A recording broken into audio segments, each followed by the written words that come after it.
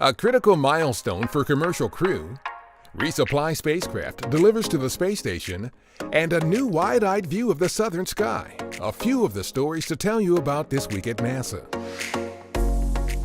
On November 4th, our commercial partner Boeing successfully completed its first flight test with its CST-100 Starliner as part of NASA's Commercial Crew Program. The pad abort test at the U.S. Army's White Sands Missile Range in New Mexico was a critical safety milestone designed to verify that each of Starliner's systems will function not only separately, but also together to carry astronauts safely away from the launch pad in the unlikely event of an emergency prior to liftoff. With Boeing and SpaceX, our other commercial crew partner, we are working to return human spaceflight launches to the International Space Station from American soil. In the early hours of November 4th, our commercial resupply services partner, Northrop Grumman's Cygnus cargo spacecraft arrived at the International Space Station 2 days after launching from our Wallops Flight Facility in Virginia.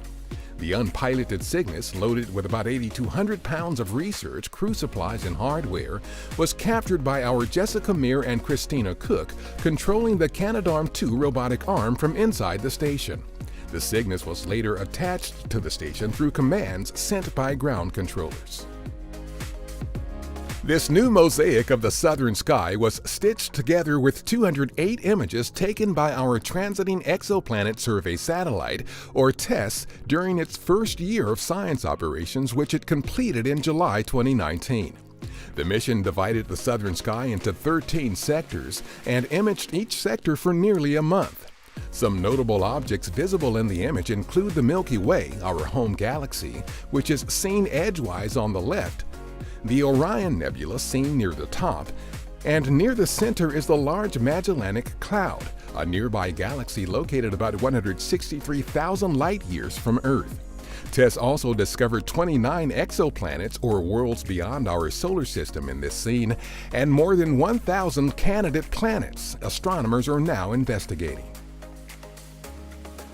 On November 5th, an untouched rock and soil sample brought back from the moon on Apollo 17 was opened in the Lunar Curation Laboratory at our Johnson Space Center in Houston.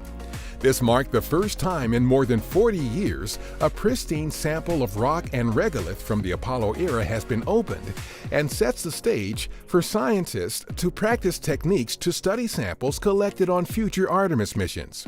The sample, collected by astronauts Eugene Cernan and Harrison Schmitt, was opened as part of an initiative to study Apollo samples using new tools that were not available when the samples were originally returned to Earth. Apollo never ended for lunar scientists because of the advance of new technologies, the advance of ideas that people have. So it's really an amazing foresight to have preserved samples so these new analytical technologies can be employed. We're conserving power. Former NASA astronaut and pilot Fred Haise gave a presentation at an event hosted by our Armstrong Flight Research Center in California to highlight our famed Apollo program and our plans to return to the moon by 2024. Haise, once a research pilot at the center, shared his experiences from Apollo, including the legendary Apollo 13 lunar mission, and also commented on the need for future human space exploration efforts, such as our Artemis program that will send the first woman and next man to the moon by 2024. I hope it's sort of part of our psyche that agencies like NASA, or even work going on elsewhere, continues to look at inventing new things, to moving out in exploration. I think it's a useful enterprise for humans, a good side of humans to be an exploration business. That's what's up this week at NASA. For more on these and other stories, follow us on the web at nasa.gov/twan.